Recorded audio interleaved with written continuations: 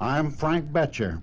The album you're about to hear is not a scientific analysis of sales psychology. It's simply the story of my professional life, the strikeouts, the errors, the failures, and how I replaced them with success, happiness, and financial security. But before you listen to it, I want to say something to you personally. If you were my own brother, I would say to you what I'm going to say to you now. You haven't got much more time. I don't know how old you are, but let's assume, for example, that you're about 35. It's later than you think. It won't be long before you're 40. Once you pass 40, time goes so fast, you can hardly believe it. I know. I'm far on the other side of the half-century mark myself, and I just can't believe it. Time goes so fast. Now that you're ready to listen to this recording, I think I know how you must feel. You're naturally curious, perhaps a little bit skeptical. You're not sure whether this is going to help you or not. Well, I can tell you right now that when you have finished listening to the entire album, one of three things will happen. First, nothing. If you do nothing about it, listening to my story and the principles it contains will be a total waste of your time.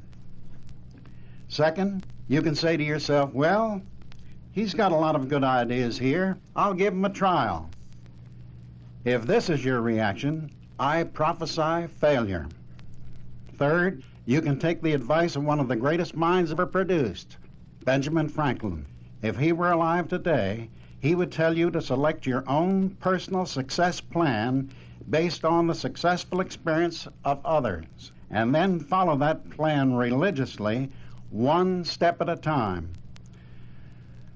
I don't know whether you're a printer, a salesman, a banker, or a pushcart peddler. It really doesn't make any difference. Listen to what happened to me. Then select 13 of the principles I've put to use in my work and my life, and apply them to yourself. If you concentrate on one principle at a time, apply it to your work for 1 week, then use another one for the second week. By concentrating on one at a time, you will get farther with it in 1 week than you otherwise would in a year. A new confidence will take hold of you. At the end of 13 weeks, I know you will be surprised with your progress. By the time you repeat the second 13 weeks, everybody will see in you a greatly different person. Like so many young fellows who later became successful in the business world, I didn't start out as a salesman. I was a professional baseball player. I had played on teams in some of the minor leagues, and because I loved what I was doing, I generated a lot of enthusiasm. Consequently, a few years, I moved up to the majors, third baseman for the St. Louis Cardinals. As I said before, I was several years younger in those days, loaded with enthusiasm about baseball, and able to tell my own story in my own way. Then one day in the early spring, we were playing the Chicago Cubs at the old ballpark in Chicago. The Cubs had one man on in the first inning when part of their powerhouse, a big slugging outfielder, came to bat. He connected with the first pitch. But it was a swinging bunt rolling down the third baseline. It caught us by surprise. I grabbed the ball on the run and with the same motion turned to fire it over to first. That's when it happened. It felt as though my arm came out of the socket in my shoulder. Later that evening, I couldn't lift my arm to eat dinner with it. I waited for the doctor's opinion. I'm sorry to keep you waiting, Frank. I picked up your x-rays at the lab. Here they are. I never could make sense out of those fuzzy pictures, Doc. What do they mean? No bone damage, but a severely torn muscle and a badly inflamed tendon. Well, it could be worse. Better than 2 broken legs. I don't know, Frank. I honestly don't. What kind of answer is that? Time is the best answer. I've treated hundreds of baseball injuries similar to yours. With proper rest, some of them healed themselves. With others, it was no more baseball forever.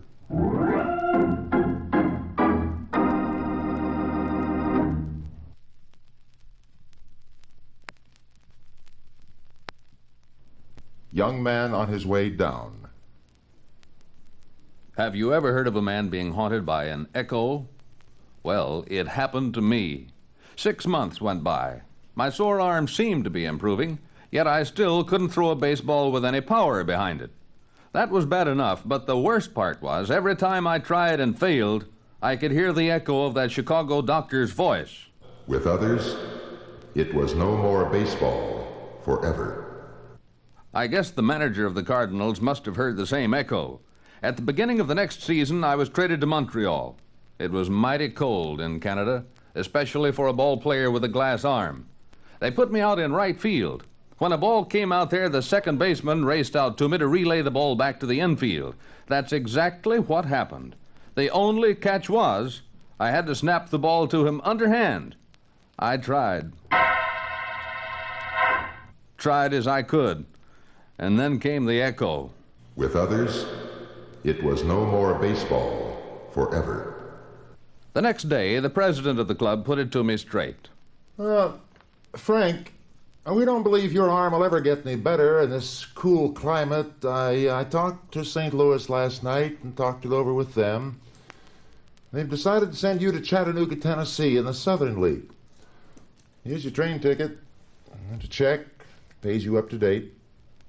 So I took my glass arm and went to New Orleans, where the Chattanooga club was playing for a few days.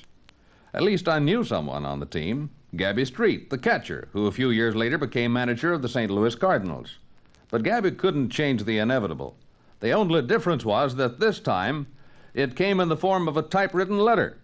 I picked it up at the hotel desk, read it, then went up to the room Gabby and I shared. Betch, what's wrong? You look like you've been hit over the head with a baseball bat. Hit with a ball club, you mean? I don't get it. Here, read this. Mr. Frank Bettger, dear sir, this is to notify you of your unconditional release by the St. Louis National League Baseball Club and the Chattanooga Baseball Club effective immediately. Enclosed fine check covering salary to date. Yours truly. I just haven't got brains enough to listen to an echo, that's all. Frank, don't talk crazy. This is terrible, but it's not the end of the world. I've got a lot of friends, managers in baseball. I'll send off some telegrams and find a spot for you. Gabby did spend quite a bit on wires to managers all over the country, but only one of them replied. Galveston, in the Texas League. And I don't think I've ever been as blue as I was that night when Gabby walked with me to the railroad station. Don't look so glum, Frank. The Texas League isn't Siberia. You'll be back in the majors again. Yeah, maybe. Oh, boy! Sure you will, Betch. With others, it was no more baseball forever. Oh, shut up. Shut up, I tell you. Frank, what are you sore at me for? I didn't say nothing. It's not you, Gabby. I wasn't talking to you. It's just that... Oh, what's the use? You gotta go now. I'll be seeing you. Yeah, so long, Frank. Well, I don't have to tell you what happened in Galveston. A third baseman who can't throw a ball isn't much good to a ball team. I got my walking papers. Not that anybody was mad. The manager even kidded me about it. Betcher, you've established a new all-time record in baseball. You've gone from the major leagues to Class AA, Class A, to Class B, all in one season. He was absolutely right. Talk about going downhill in a hurry. I made a bobsled driver look like he was standing still. So I decided that as long as I was slipping, I might as well slip all the way. I wired a Class D ball club in the Carolina League. A week later, I walked up to the plate in a little ballpark in Raleigh, North Carolina. It was my first time at bat, so I swung hard. I missed the ball, but it didn't miss me. It caught me just above the wrist on my bad arm and broke the bone. That was when I heard the echo for the last time. With others, it was no more baseball forever. And I finally had to admit the truth. This was the finish. I was sick, broke, out of work, and no chance of ever coming back. I was a complete failure.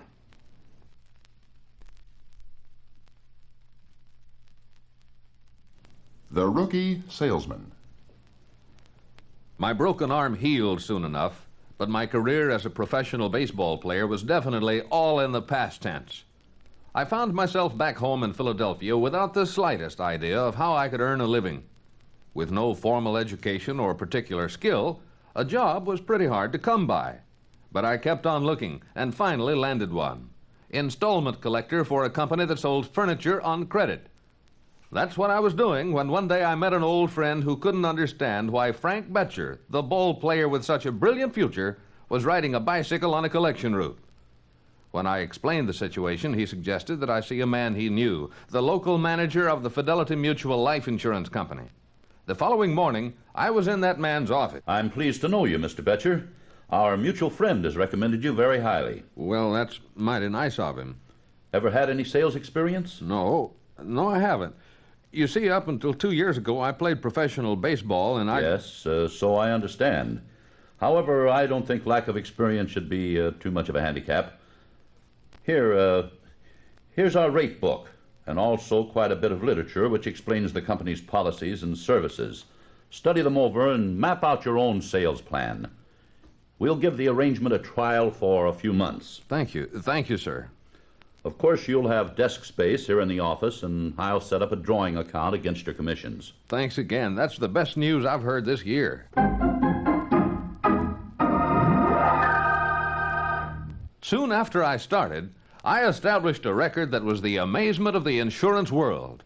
No one in the office could understand how it was possible for anyone to make as many calls as they thought I made and not sell anything. I can't figure it out, Bettger. You've been representing this firm several months. You haven't made a single sale. Yes, I know. According to your sales report, you've called on enough prospects. What's the matter? You have made this many calls, haven't you? Well, no. I mean, not exactly. You see, I'm not a very good talker, and when a prospect tells me he's busy or something like that, I just leave, that's all. And then I'm sorry, Frank, because I like you very much personally. I guess you just weren't cut out to be a salesman. I think we'd better terminate our trial agreement as of today. Yes, sir. I'm sorry it didn't work out. Now, if you have any personal property on your desk, you can pick it up at any time. We'll always be glad to see you. That was it. I had struck out again. I spent a couple of days feeling sorry for myself, and then I began to think about why I had failed as a salesman. I decided that one of the reasons was because I couldn't talk very well. I was always at a loss for words. I had heard about a night course in public speaking at the YMCA, so the next evening I went down there. Good evening and welcome. I don't think I've seen you here before. No, you haven't. I'm Frank Bettger. I'm looking for the class in public speaking. Good. I'm Dale Carnegie, and you've come to the right place. Do you want to enroll? I sure do. When do I start? Right now. We've just started work in extemporaneous speaking. Everyone in the class has been taking turns. You're our next speaker. No, Mr. Carnegie, I couldn't. I can't even... Nonsense. Gentlemen, we have a new class member who's going to talk to us on any subject he chooses. All right, Mr. Bettger. I guess the only thing I know to talk about is baseball. Like I told Mr. Carnegie here, I'm not used to this kind of thing, and... Excuse me, Frank. Let me interrupt for a minute. You just mentioned something about baseball, but from your tone of voice, it must be the dullest game in the world. Is it? No, anything but dull. All right, then let's have some enthusiasm. Remember this, all of you. This is a cardinal rule in public speaking. Be enthusiastic about your subject. If you're not enthusiastic, how can you expect any enthusiasm or interest from your listeners? All right, Frank, start over again. And remember what I said.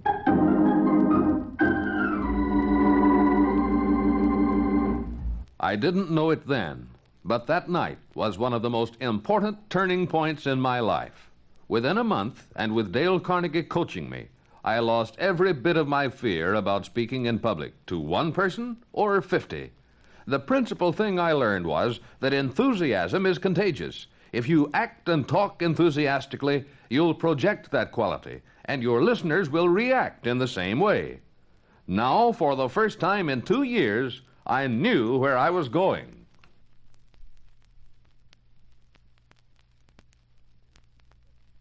A new Frank Bettger. I don't know how Columbus or Magellan or any of the other great explorers felt when they realized they'd discovered something new, but I do know how I felt when I discovered the new Frank Bettger, who had been hiding right under the skin of a discouraged ball player. A few days later, when I went back to the office of the insurance company, I didn't have any definite plan in mind. I just wanted to talk to someone, anyone. And the manager had told me to drop in any time to pick up the personal stuff I'd left in my desk.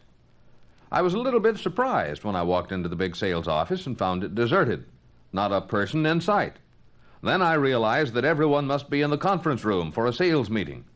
I didn't want to barge in there without being invited, but I could open one of the doors at the back of the room and listen.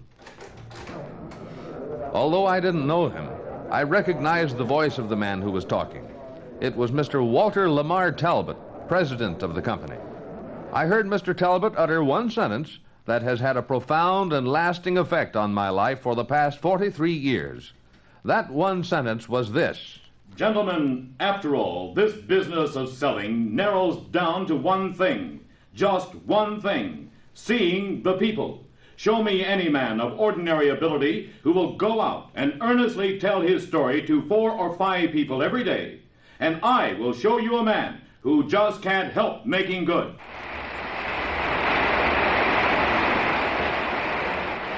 That was the new Frank Bettger's second revelation. Mr. Talbot's words hit me like I'd been beamed with a baseball. Seeing the people, that was it. A few minutes later, I was in the manager's office. Mr. Collings. Well, we haven't seen you in some time, Bettger.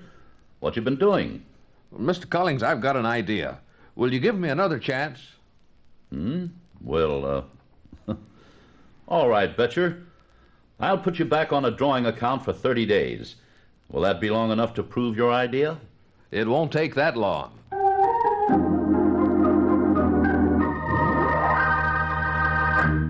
The next morning, the new Frank Bettger made his first call, and I doubt that my prospective customer had ever seen such a display of enthusiasm before or since.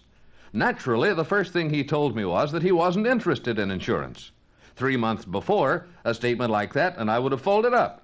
Now, all I did was increase my enthusiasm. As I look back on that interview, I can hardly believe some of the things I said and did. I paced the floor. I pounded on his desk. At one point, I fixed him with a cold stare and said, "Mr. Emmons, someday you're going to have an old man on your hands, and that old man is going to be you. The time to start throwing forward passes to him is right now." As I threw the forward pass, he ducked. Every minute I expected him to stop me and ask me if anything was wrong. But he never did stop me except to ask questions. Did he throw me out? No, he bought. His next move was to pull out his checkbook and say, "How much will the first year's premium be?" You can imagine how I felt. With his check in my pocket, I didn't walk back to the insurance company office. I floated on air. The commission on that sale was enough to cover my advance for the entire 30 days Mr. Collings had allotted me. When I handed the check to Mr. Collings, he was almost excited as I was. He asked how I did it, and when I told him, he said, "I want you to repeat that sale word for word at our agency meeting tomorrow morning."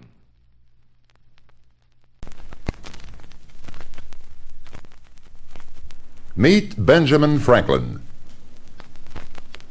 No other event in my life can compare with the illuminating thrill I experienced the first time I read the autobiography of Benjamin Franklin. Dale Carnegie suggested that I read it, so I borrowed a copy from the Philadelphia YMCA. Later, I was able to buy an edition in a much finer binding. And even today, many, many years later, I still consider it the most important book in my library. Had I encountered Franklin's personal story at an earlier age, it might not have created such a deep impression on me. But up to this time, the only thing I knew concerning Benjamin Franklin was the anecdote about him flying a kite in the midst of a big electrical storm.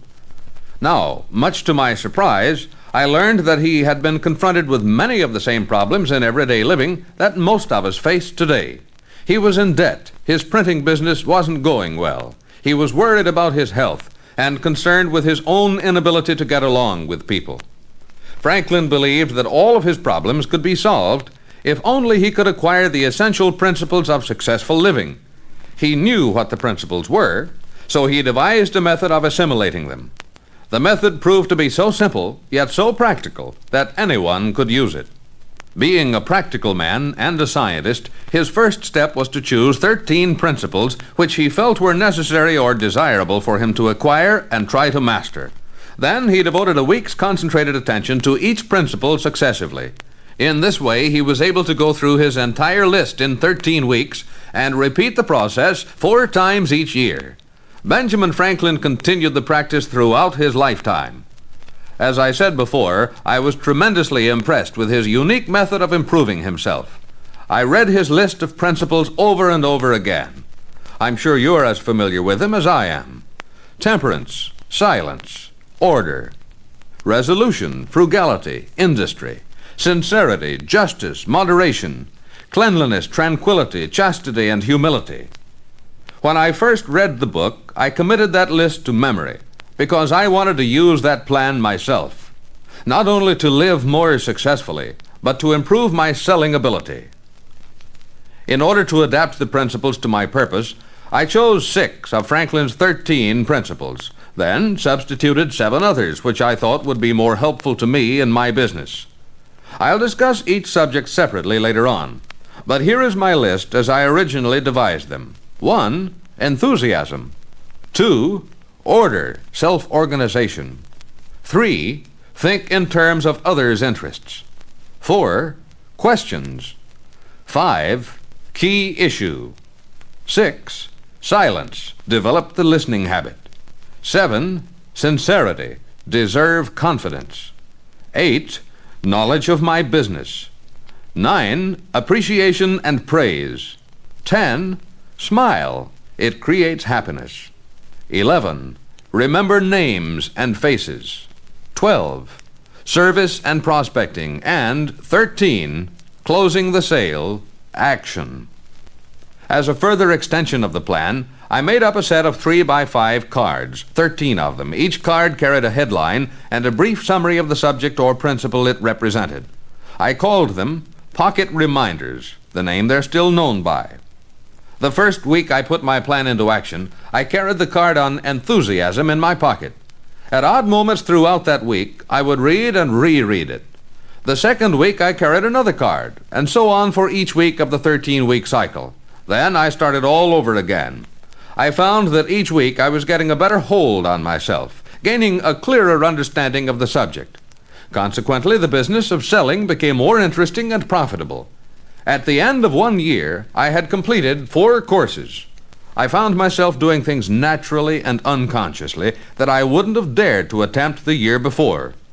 Although I fell far short of completely mastering any of the principles, I was definitely improving, and I've continued to improve every year since that time. It's a simple plan, but a truly magic formula for increasing sales. I doubt seriously whether I could have maintained my enthusiasm without it. And maintained enthusiasm will produce miracles.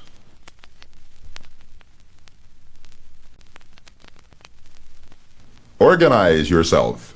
Following the first subject, enthusiasm, the second principle in the Bettger successful selling version of Ben Franklin's plan is order, self-organization.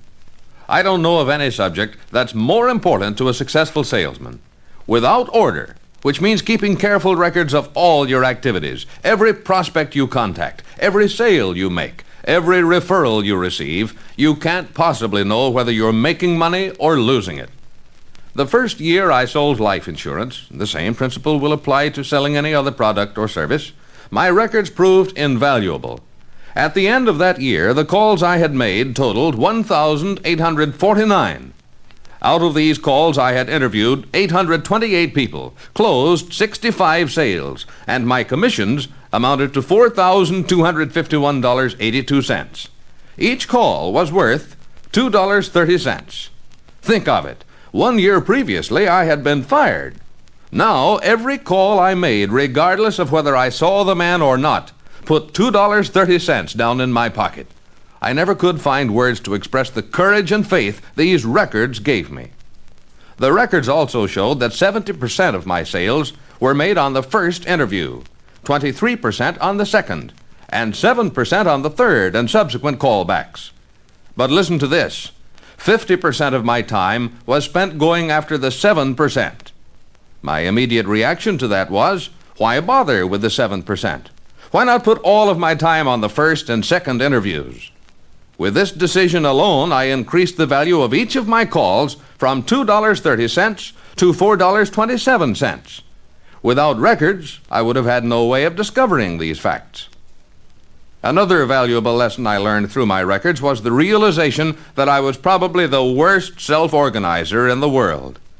I had set a goal of 2,000 calls for the year at the rate of 40 per week. But before I knew it, I was so hopelessly behind that schedule, I was ashamed to put down any records. I kept making new resolutions, but they never lasted very long. I just couldn't get organized.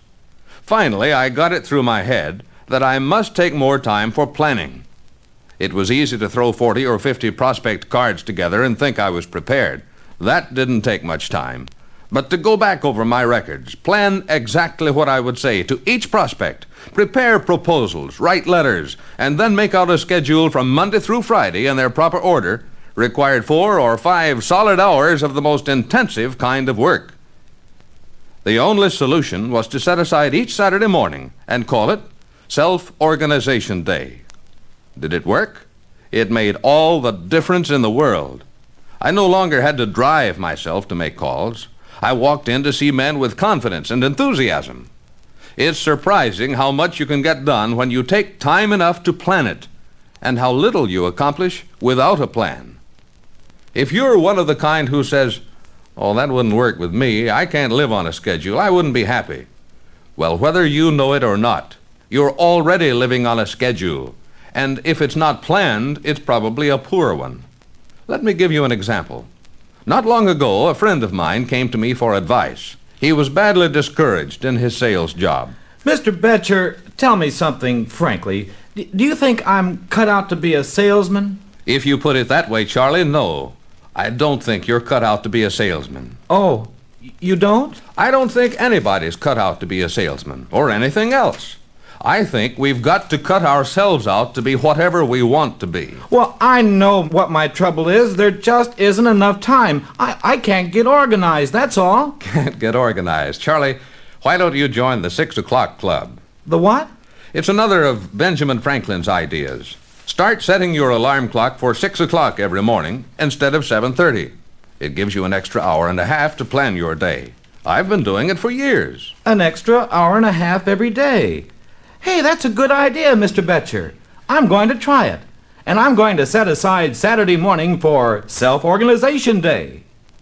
Charlie's had 2 promotions since he and I had that talk. He's now one of the youngest sales managers in the history of a large food packing firm. If you want to enjoy one of the greatest luxuries in life, the luxury of having enough time to play, time to rest, and time to think things through, plan everything you do in the order of its importance. Your life will take on a new zest. You will add years to your life and life to your years.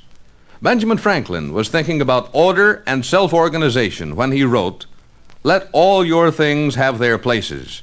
Let each part of your business have its time."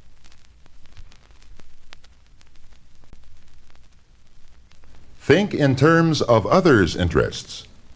Early in my selling career, I heard Dale Carnegie stress what he termed a fundamental law of successful salesmanship. There is only one way under heaven to get anybody to do anything. Yes, just one way. And that is by making the other person want to do it. Remember, there is no other way. Mr. Carnegie's profound statement must have registered somewhere in my subconscious, but I certainly wasn't aware of it. In fact, about the only thing I was aware of on an August morning less than a year later was Philadelphia's summer heat. I was making a routine call to see Mr. John Scott, owner of a large wholesale grocery firm. In the outer office, one of his sons informed me that his father wasn't available. Dad's pretty busy this morning. Was he expecting you? No, I don't have an appointment, but he requested some information from my company. I've called to give it to him. Well, you picked the wrong day. Dad's got 3 men in his office now, and... Oh. Dad, here's a man who wants to see you. No appointment. He just dropped in. Harry, I want you to check this invoice against that New York shipment on the loading dock there. If you do that... You wanted to see me, young man? Mr. Scott, my name's Bettger. You mailed in a card, part of one of my company's advertisements. Your inquiry entitles you to one of our personalized memo books. Here it is. Oh, yes, thank you. Frankly, I'd forgotten about writing for this insurance company, That's right, Mr. Scott. These little memo books never sell any life insurance for us, but they do get us in and give us an opportunity to tell our story. Well, there are 3 men in my office, and I'll be tied up for quite a while. But you'd be wasting your time talking insurance to me anyway. I'm 63 years old, stopped buying insurance years ago. My policies are all paid up. My children are all grown. Mr. Scott, a man who's been as successful in life as you are must have some other interests outside of your family or business. I don't know what those interests are. Maybe a hospital, religious, missionary, or charitable work. When you're no longer here, would any of those interests lose your support? Through our plan, Mr. Scott, you can absolutely guarantee them support, live or die. Young man, as I said, there are some men in my office right now, but if you'd care to wait a few minutes, I'd like to ask you some questions. I'll be glad to wait.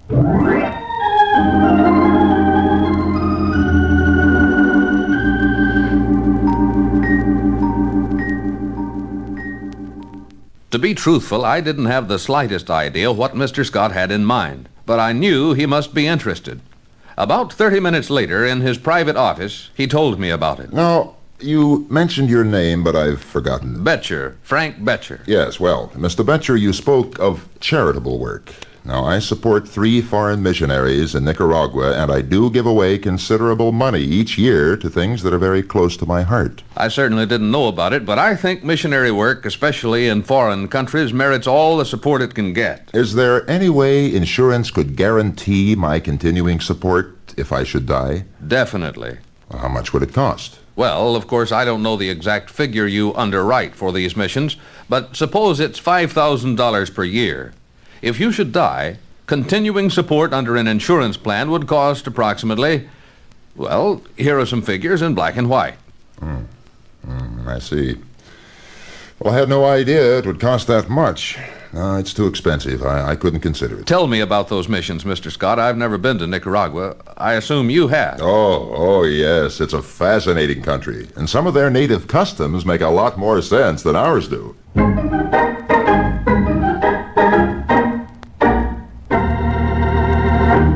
I spent the next hour listening to Mr. Scott talk about Nicaragua. I enjoyed it because the stories were extremely interesting.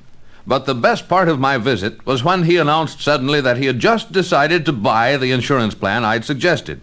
He gave me a deposit check right then to put the plan in action. I think I can safely say there wasn't a happier insurance salesman in the city of Philadelphia on that particular August afternoon. Since the sale was made by a green dub like me, it created a mild sensation. A few weeks later, I was invited to tell the story at the annual National Sales Convention in Boston. It was then that Mr. Clayton M. Hunsaker, a nationally known salesman nearly twice my age, told me something that I soon learned was the most profound secret in dealing with people. Mr. Bettger, congratulations on that large sale you made. I wonder if you really understand how you made it. What do you mean? Well, the most profound and important secret of successful salesmanship is find out what the other fellow wants, then help him find the best way to get it. It was the same principle Dale Carnegie had stressed the year before. Here was something more than a sales technique. It was a philosophy to live by. And that's why it's the third principle in the formula for success.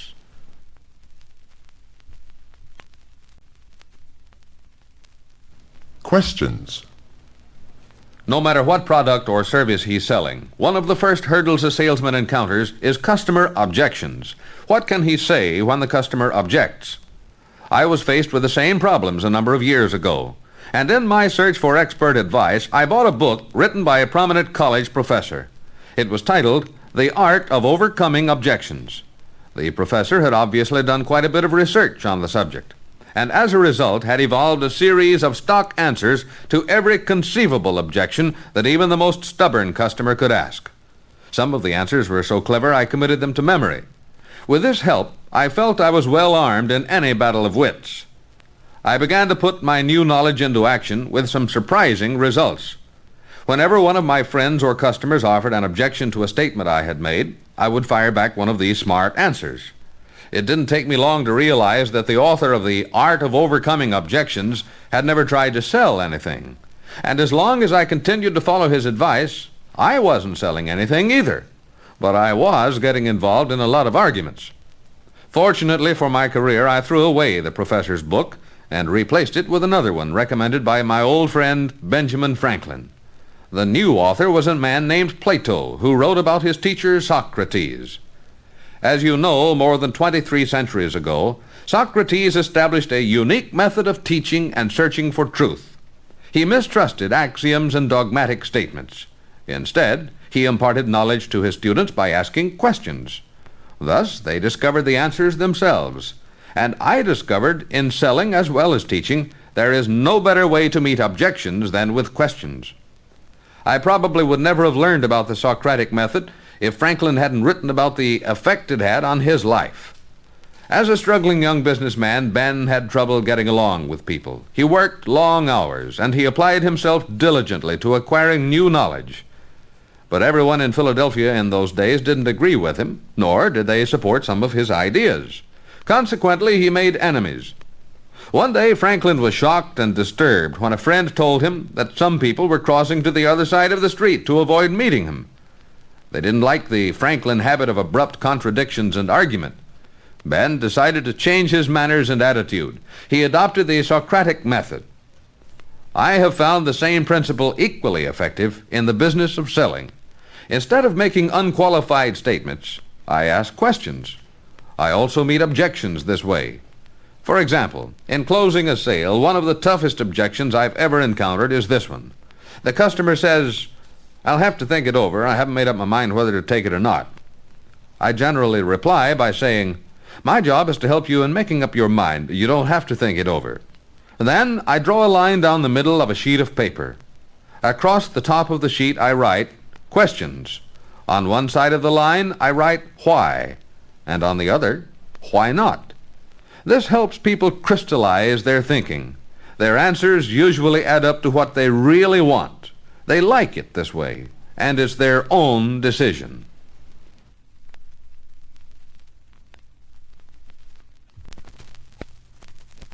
The key issue.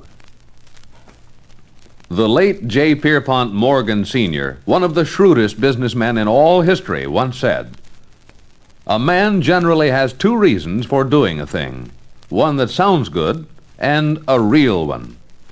The sales records I've kept through the years certainly prove the truth of that statement. In 62% of the cases, the original objection raised against buying was not the reason at all. Only 38% of the time did the prospect give me the real reason behind his objection. Only when a salesman knows the key issue involved can he turn rejections into successful sales. One day a New York friend of mine called to say that a large manufacturer in that city was in the market for $250,000 worth of life insurance. He wanted to know whether I'd be interested in submitting a proposition. The manufacturer's company was borrowing $250,000, and the creditors were insisting on that amount of insurance on the life of the president. About 10 large insurance firms had already submitted elaborate proposals. Naturally, I was interested. My friend arranged an appointment, and the next morning I was on my way to New York. I had given the proposition a lot of thought, and I was able to write down 14 questions that should help this man crystallize his thinking and aid him in making a decision. To strengthen my confidence, I decided to take a long chance. The moment I arrived in the city, I telephoned one of New York's biggest medical examiners and arranged for him to examine my prospective customer at 11:30 that morning. It was then 10 a.m., and 15 minutes later, I was in the private office of Mr. Booth, my prospective customer. Yes, I agreed to see you, Mr. Bettger, as a courtesy to a mutual friend. but I'm afraid you've made the trip from Philadelphia for nothing. Why do you say that, Mr. Booth? Well, as you can see by these presentations on my desk, I've had proposals submitted by all of the leading New York insurance companies. One of them is from a close personal friend. He's with New York Life. Well, that's a pretty good company, isn't it? None better in the world. Well, Mr. Bettger, under the circumstances, if you still want to submit a proposition to me, you can make up figures for $250,000 worth of insurance on the ordinary life plan at my age, 46, and mail it to me. But I really think you'd be wasting your time and mine, too. Mr. Booth, if you were my own brother, I would say to you what I am going to say to you now. What's that? Knowing what I do about the insurance business, if you were my own brother, I would tell you to take all those proposals on your desk and throw them into the wastebasket. What? I say that because a true interpretation of all those proposals would require the services of an expert actuary and a lot of time. But even if you were able to select the lowest cost proposition today, 5 years from today, that very company could be among the highest cost companies. Now, I'm here to help you arrive at a final decision. In order to do that, I must ask you some questions. Is that all right? Sure. Go ahead. As I understand it, your company is to be extended $250,000 in credit, providing your life is insured for that amount and the policies assigned to your creditors. Is that right? Yes, that's the idea. In other words, they have confidence in you, but in the event of your death, they don't have the same confidence in your company. Isn't that right, Mr. Booth? Yes, I suppose you could say that, yes. Then isn't it of paramount importance that you obtain the insurance immediately and transfer that risk to the insurance company? Don't insurance companies deal in risk? Absolutely. And Mr. Booth, I'm in a position to do something for you this morning that no other living person can do. What's that? I've arranged an appointment for you this morning at 11:30 with one of the leading medical examiners in New York City. He's the only medical examiner I know recognized by all life insurance companies whose single examination is good for $250,000 worth of insurance on one person's life. Well, can't any of these other insurance brokers do the same thing for me? Not this morning, they can't. You'd have to contact them. They'd have to make an examining appointment. All that means delay, maybe a week. Why should you take another week, even another day? Oh, I think I'll live that long. So do I, but postponing the insurance means postponing the loan, and the bankers might change their minds. Isn't that a possibility? Yes, that is a possibility. Mr. Booth, it's now 11:10. If we leave here immediately, we can keep that appointment with the examiner. You look like you never felt better in your life. You are feeling well this morning, aren't you, Mr. Booth? I'm feeling very well. Good. Then why isn't this examination the most important thing in the world for you to take care of right now? All right, I'll do it. You've made a very wise decision, Mr. Booth. I think so. By the way, Mr. Bettger, whom do you represent? I represent you. I still consider that sale one of the most important ones in my life. A man in another line might say, maybe techniques like that sell insurance, but I'm not in the insurance business. Actually, it makes no difference what you're selling. The same principles apply. Remember them. 1, make appointments. When you're expected, you gain a big advantage. 2, be prepared. Know your product or service thoroughly. 3, ask questions. We've already discussed the power of this technique. 4, the key issue. Analyze your prospect's problem from his point of view. Discuss it in terms of his wants, needs, and desires. The key issue is the key to a successful sale. Silence. The late Charles Steinmetz, electrical genius of the General Electric Company, said, "No man becomes a fool until he stops asking questions." Well, unlike Mr. Steinmetz, I became a fool after I began asking questions because I stopped listening. First, my problem was I was afraid to talk. Second, after taking the public speaking course, I discovered that I loved to talk. In fact, I became so proficient at talking that I forgot all about listening. One day, one of my best friends took me aside and kindly told me about this unpardonable fault of mine. Referring to another well-known ear-pounder, whom he tactfully assured me was much worse than I, he said, "Why, I actually walk 5 blocks out of my way to avoid him and still save time." He didn't have to give me any other examples. I got the message right away. From that day on, I began to major in the fine art of keeping my mouth shut. I discovered the magic of silence. The realization made me think about all the sales I had probably lost, the friends I had bored, and the time I'd wasted. I was so impressed with the importance of learning to be brief that I asked my wife to hold up her finger whenever I got off the beam. I concentrated on asking simple questions and then letting the other fellow talk. Almost immediately, my sales average began to go up. For example, not long after my decision to stay on the quiet side, I called on a business executive who had a reputation for being hard-boiled, particularly about salesmen. His name was Ross. His firm manufactured metal tanks and containers for the chemical industry. I had been referred to Mr. Ross by one of his friends, but that didn't make any difference to him. Come in. Good morning, Mr. Ross.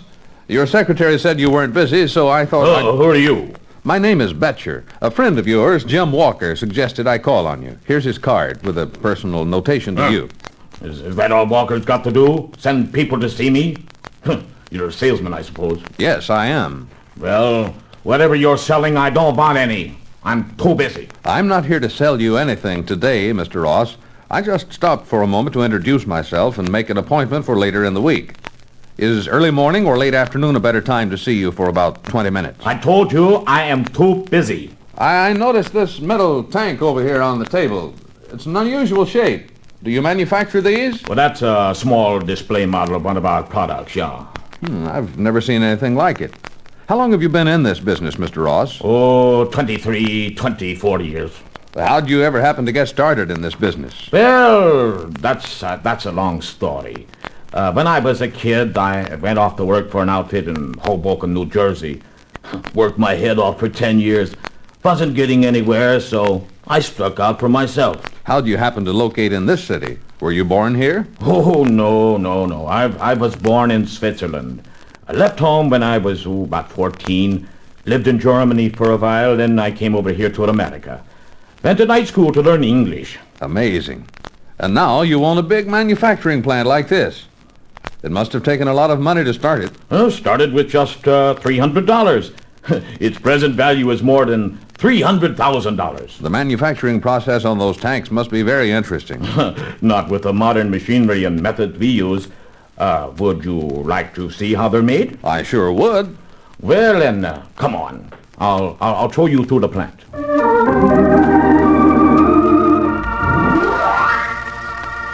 For the next hour, all I did was watch and listen. No, I didn't sell Mr. Ross anything that day, nor anything the next time I called. But before a month had passed, he became a valuable customer, principally because I learned how to listen. You can reduce the whole thing to a simple 3-point formula. Here it is.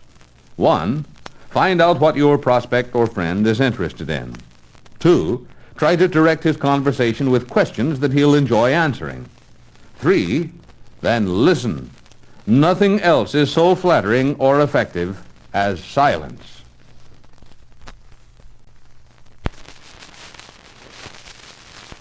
Names and faces. Do you have trouble remembering names and faces? That used to be one of my biggest problems, so I concentrated on improving my memory. I read every book I could find on the subject. Some of them helped me, others only made the problem more confusing. However, I discovered that all the experts agree on 3 fundamentals of memory improvement. They are 1, impression, 2, repetition, 3, association. Now, if you have any difficulty remembering these 3 rules, as I did, just try to remember the first letter of each rule, because when they appear together, they spell a name. I-R-A, Ira. So just remember Ira. Let's examine each of those rules separately. First, impression. Psychologists tell us that most of our memory troubles are in reality faults of observation. I'm sure it was true in my case. I seemed to observe a man's face pretty well, but usually failed completely to get his name. And do you know what I did then? You're right, nothing. I just skipped it, as though the name meant nothing to me. But if the other person failed to pay attention to my name, I felt hurt. If you don't hear a name clearly, it's perfectly proper to say, "Would you mind repeating your name?" It's also proper to make doubly sure by asking, "I'm sorry, would you mind spelling it for me, please?" I've never known of anyone being offended by genuine interest in his name. The principal thing that helped me to remember names and faces was to forget myself and concentrate as hard as possible on the other person, his face, and his name. The second memory rule is repetition. At one time, I would invariably forget a stranger's name within 10 seconds after being introduced to him. And occasionally I'm still just as remiss unless I repeat the name several times quickly while it's fresh in my mind. This is a good rule to follow, especially if the name is difficult to pronounce. A friend of mine once had an extremely poor memory, but through study and concentration, he cultivated such a remarkable ability to remember names, faces, and facts that he now makes a hobby of addressing large meetings where he demonstrates his method. In his system, he uses the proper names to form little sentences, stories, or word pictures. Shortly after I heard of this idea, I had an opportunity to try it out on a group of dentists. The chairman, Dr. Matthews, introduced me to Dr. Dolak, Dr. Green, and Dr. Hand. As I shook hands with the doctors, I imagined a scene of pure fantasy in which the disciple St. Matthew had returned to life as a prominent dentist. Dr. Matthews lacked the dough, but Dolak had plenty of the green stuff in his hand. By forming this silly story sentence, it was easy for me to use each doctor's name during the meeting.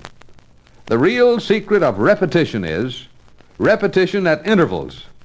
Make a list of people or anything you want to remember and go over it briefly just before you go to sleep at night and again the first thing in the morning.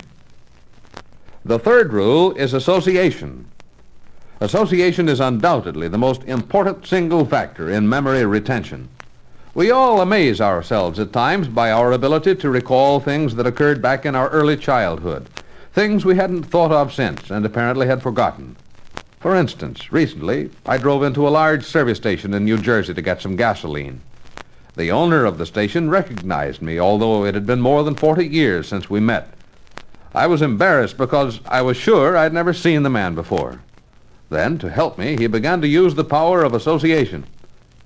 "I'm Charles Lawson," he said. "You and I went to Blaine Grammar School together." My face still registered blank, so he continued. "Don't you remember Bill Green or Harry Schmidt?" "Of course I remember Harry Schmidt," I answered. "Harry's one of my best friends." "Well, then you must remember when we had the smallpox epidemic. The school closed. A crowd of us went out to the park to play ball. I remember you and I were on the same side. You played shortstop. I played second base." "Chuck Lawson!" I yelled as I jumped out of the car and grabbed his hand. The power of association had worked like magic. It generally does. I'm surprised at the large number of people who tell me they can't remember names and feel there's nothing they can do about it. Why not make a little secret hobby out of it?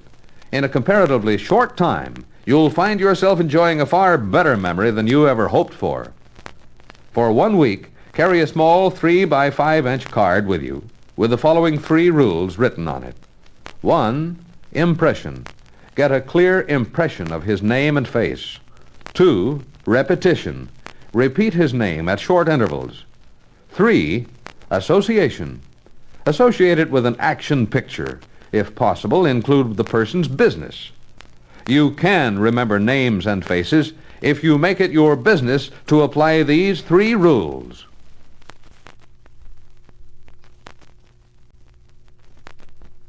The sale before the sale.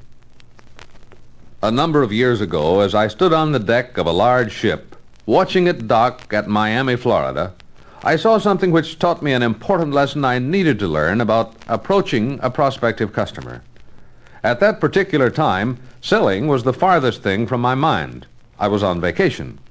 As the ship moved closer to the pier, one of the crew heaved something that looked like a baseball with a thin rope attached to it. An attendant standing on the pier stretched his arms wide apart, but let the ball pass over his head, allowing the rope to fall down over one arm. As he pulled in the line, hand over hand, I noticed it was dragging a much thicker rope through the water and onto the pier.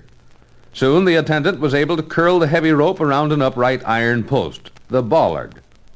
Gradually, the ship was drawn up alongside the pier and made fast to the dock. I asked the ship's captain about this. He said that small rope is called the heaving line. The ball attached to it is called a monkey's fist. The heavy rope which fastens the ship to the dock is the hawser. It'd be impossible to throw a heavy hawser far enough over the side of the ship to make connection with the pier. Right there, it dawned on me why I had been losing too many promising-looking prospects on my approach. I had been trying to throw them the hawser. For example, just a few days before, a wholesale baker had threatened to throw me out of his office. I had barged in without an appointment and began to deliver a sales talk before he knew who I was, whom I represented, or what I wanted. No wonder he was so discourteous. He had simply returned what I'd given him. After I returned home from that vacation, I began reading everything I could find on the sales approach. I also asked several experienced salesmen about it. I was surprised to hear some of them say the approach is the most difficult step in the sale. It wasn't until then that I began to understand why I frequently got so nervous before my first appointment with a prospect. Obviously, I didn't know how to approach him. I was afraid of being turned down without having an opportunity to tell my story. Where do you suppose I got some of the best advice on how to approach? Not from salesmen. I got it by asking the prospects themselves. Here are two of the principal things I learned from a prospect's point of view. First, they dislike salesmen who keep them in suspense about who they are, whom they represent, and what they want. They resent it violently if a salesman gives a false impression of the nature or purpose of his call. They admire the salesmen who are natural, sincere, and honest. Second, if a salesman calls without an appointment, they prefer that he ask whether it's convenient to talk now rather than start right off on a sales talk. There's so little use telling a sales story to a prospect who hasn't first been sold on the importance of listening to you. Use the first 10 seconds on every call to purchase the time you need to tell your complete story. Sell the interview before you attempt to sell the product. It's the sale before the sale. In order to achieve its purpose, every successful approach must also consider the prospect's point of view. If you indicate to a businessman that you want to sell him something that will cost him money, you are virtually telling him you want to increase his problems. He is already worrying about how to pay his bills and how to hold down expenses.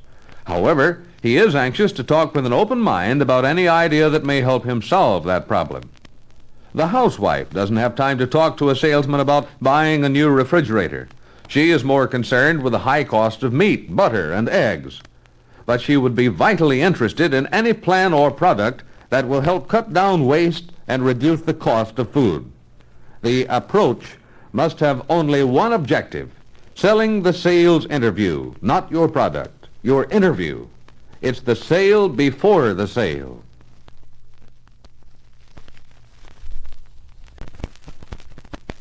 Service and prospecting. The other day, I tried to figure out how many automobiles I've bought in my time. I was surprised to find that I had bought approximately 37 cars. Now let me ask you a question.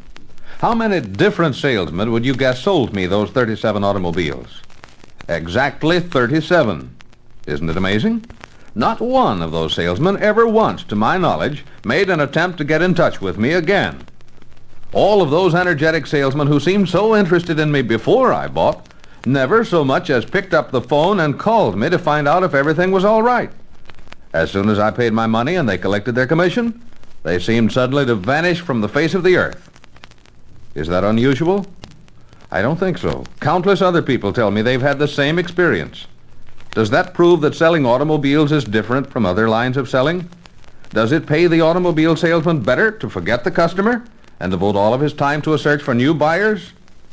I discovered an outstanding exception to this rule: the sales organization of one of the country's most popular low-priced cars.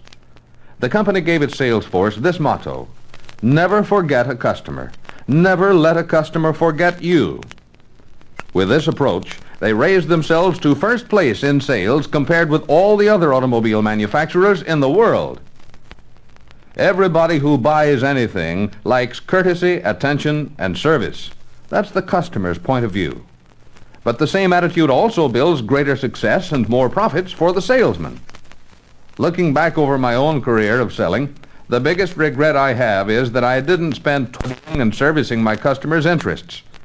It would have paid me infinitely more financially, with less nervous strain, less physical effort, and greater happiness. If I had it all to do over again, I'd adopt that automobile company's motto, hang it right over my desk. Never forget a customer. Never let a customer forget you. Some time ago, I put this question to the sales director of one of the country's largest distributors of electric refrigerators. What is your best source of new business? New customers are always enthusiastic and happy about their new purchase, especially if it's a new convenience they're using. Consequently, they're anxious to tell friends and neighbors about it. Our salesmen generally make a courtesy call about a week after one of our products has been installed. They make suggestions and offer help or service. We get the names of more good prospects this way than from any other source.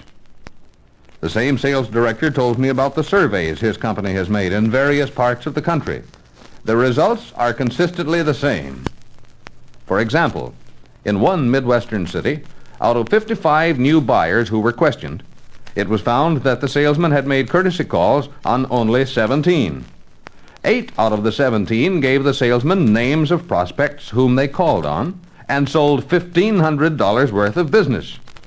Just being courteous immediately produced $1,500 in new business.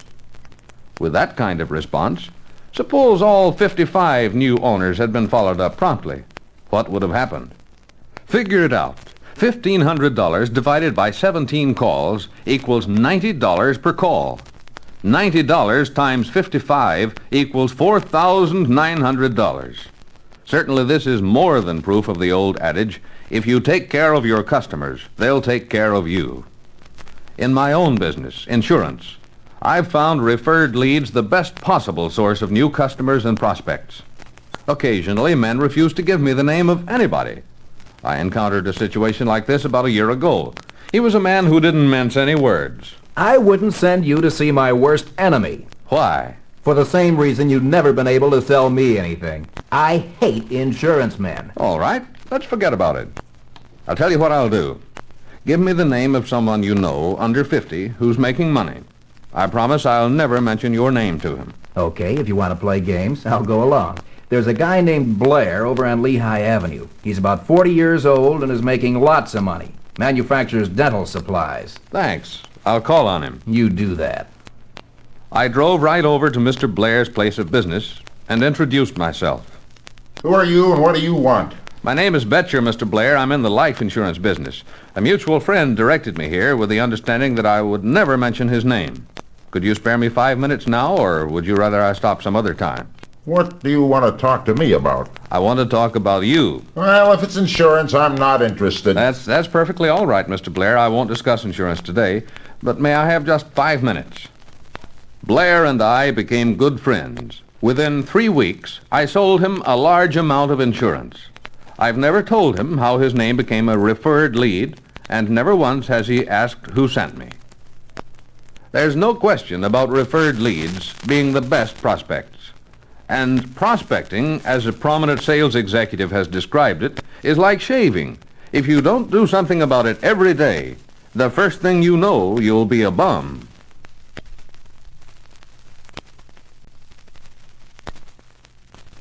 Hit the bullseye. Looking back through the years, I am astounded how many of the principles I first learned in baseball I was able to apply later on in business and everyday living.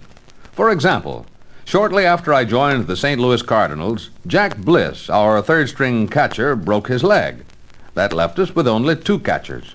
So for a few weeks, I found myself down in the bullpen warming up pitchers. I didn't like this arrangement at all because I wasn't a catcher and I thought I wasn't learning anything down there.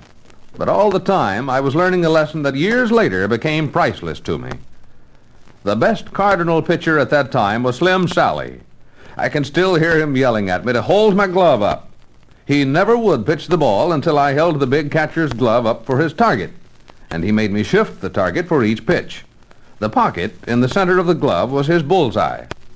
Sal told me that Christy Mathewson, one of the greatest pitchers in baseball, had given him the idea.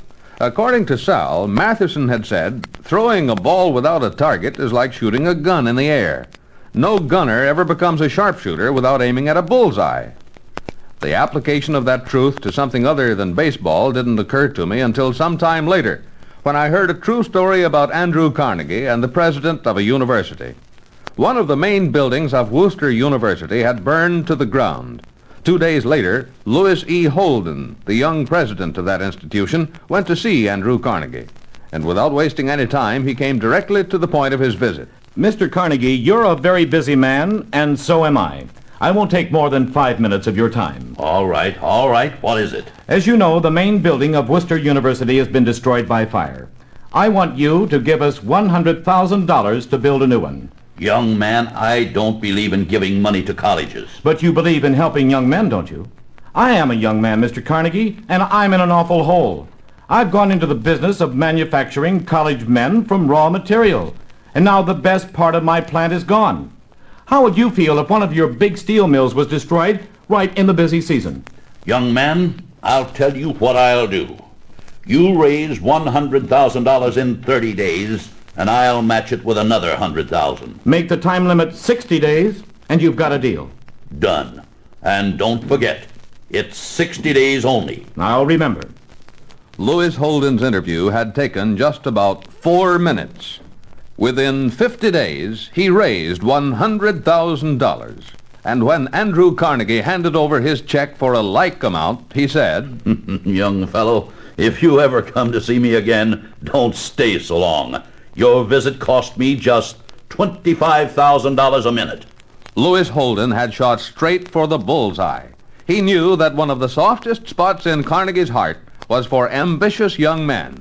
Just recently, I saw a superb demonstration of the wrong and the right way to apply this same rule. I was in a large western city at the time when a man we'll call Brown called on me at my hotel and said, Mr. Bettger, my name is Brown. I'm going to promote a sales school here in the city for young salesmen, and I'm hoping we can get started next month. We're holding a mass meeting here at the hotel tonight. I would very much appreciate it if you'd give us a little talk. It will certainly help me a lot if you'll do it. Now, I didn't know this man Brown. Why should I go out of my way to help him promote his project? Besides, I was getting ready to leave the following day. So I wished him success, but told him I wouldn't be able to do what he asked. Later in the day, however, another man came to see me. We'll call him White, and he was concerned with exactly the same project. But his approach was entirely different. Mr. Bettger, my name is White, Bill White. I understand Mr. Brown has already told you about our meeting tonight here at the hotel. Now, I know you're busy, but if there's any way you could possibly arrange to be with us, Mr. Bettger, you could do a lot of good. You know how much this kind of training would have meant to you when you were trying to get started. I don't know of anyone, Mr. Bettger, who could do more good at a meeting like this than you. I'm sure you would have been impressed in much the same way I was with the two different approaches. The first man talked principally about himself, his proposition, and what he wanted. The second man never once referred to what he wanted. He shot straight for the bullseye. He appealed to me entirely from my viewpoint. I found it impossible to say no to the second appeal. It's a universal law. When you show a man what he wants, you're hitting the bullseye. He'll move heaven and earth to get it.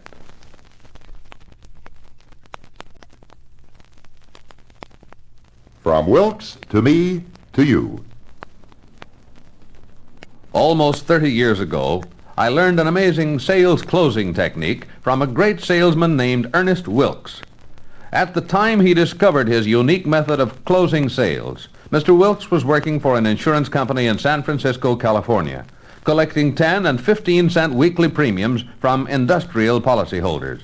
As a salesman, he rated low. His small salary and commissions just about fed and clothed his wife and children, leaving nothing for himself. His clothes were shabby and poor-fitting, his coat and shirt sleeves badly frayed. Wilkes' principal difficulty in selling, he told me, was that he'd use every argument he had on the first interview and wind up with the prospect telling him, "Leave this information with me and I'll think it over. See me again next week." When I saw him again, Wilkes said, I never knew what to say because I'd told him everything in the original interview. Then one day I hit upon an idea. It worked like magic. I began to close every sale when I went back for the second interview. Naturally, I asked for details about the idea, and Wilkes explained it to me. It didn't sound exactly right, but I decided to try it with one of my own reluctant customers. 10 days previously, I had presented an insurance coverage plan to a Mr. Ellison, and he told me to leave it with him, that he'd see me in about 2 weeks.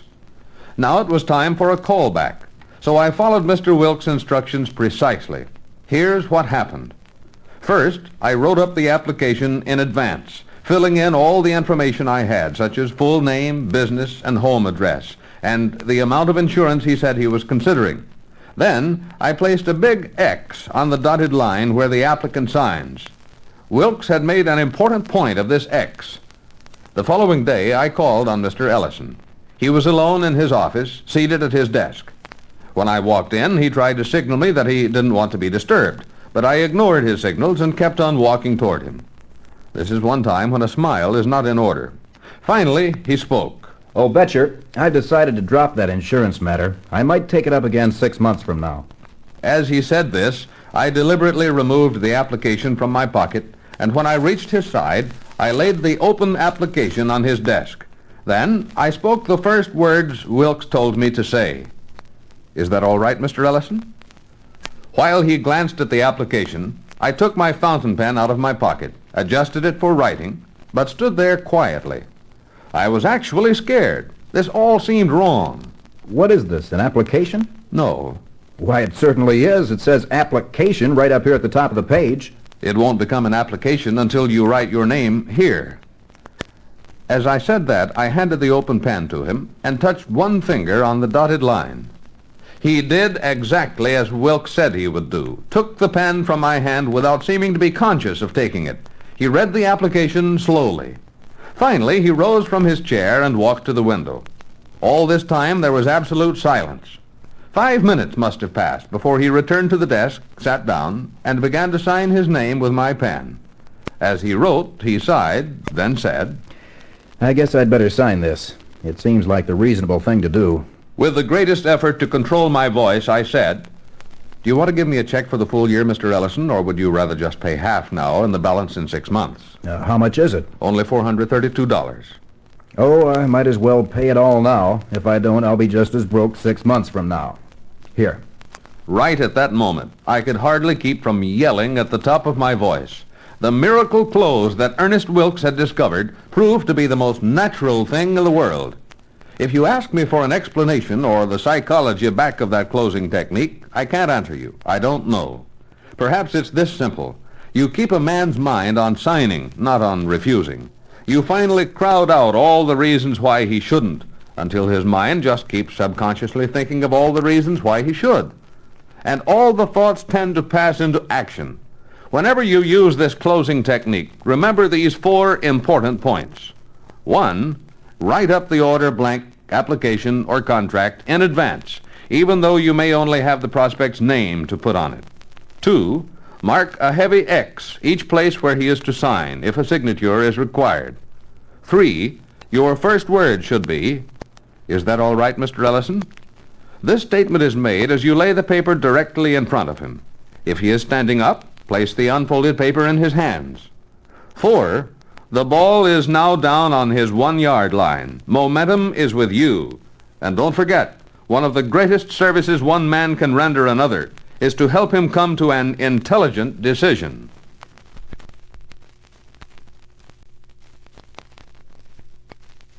Don't be afraid to fail. Do you believe in yourself and the things you want to do? Are you prepared for setbacks and mistakes? Whatever your calling may be, each error, each seeming failure is like a strikeout. Your greatest asset is the number of strikeouts you've had since your last hit. The greater the number, the nearer you are to your next hit. Why is it when we read about the great achievements of successful men in sports or business, we are seldom told about their failures? For example, everyone knows about the amazing home run record of the immortal Babe Ruth. But how about another record of his that's rarely mentioned? The Babe slammed a grand total of 829 home runs, but he also struck out more times than any other player in history. He failed to hit 1,330 times. 1,330 times he suffered the humiliation of walking back to the bench to the sound of jeers and boos. But he never allowed fear of failure to slow him down or weaken his effort. When he struck out, he didn't count that failure. That was effort. If you are discouraged by your apparent failures, listen. Your average may be as good as anybody's. If you don't find your name on the winner's list, don't blame it on your failures. Examine your records. You'll probably discover the real reason is lack of effort, not enough exposure. You're not giving the law of averages sufficient chance to work for you. I'm always inspired when I study the following record of failures. A young man ran for the legislature in Illinois and was badly swamped. He next entered business, failed, and spent 17 years of his life paying off the debts of a worthless partner. He was engaged to a beautiful young woman, but she died suddenly. Re-entering politics, he ran for Congress and was badly defeated. He then tried to get an appointment to the United States Land Office, but failed. He became a candidate for the United States Senate and was beaten. 2 years later, he was defeated again. One failure after another. Bad failures, great setbacks. But in the face of all this, he kept on trying and became one of the greatest men in all history. His name was Abraham Lincoln.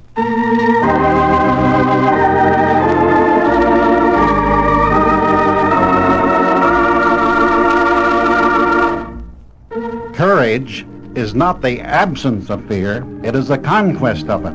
Those words have helped me, given me strength all my life. They're still helping me, and I know they'll help you. This is Frank Bettger speaking. May God bless you all the days of your life.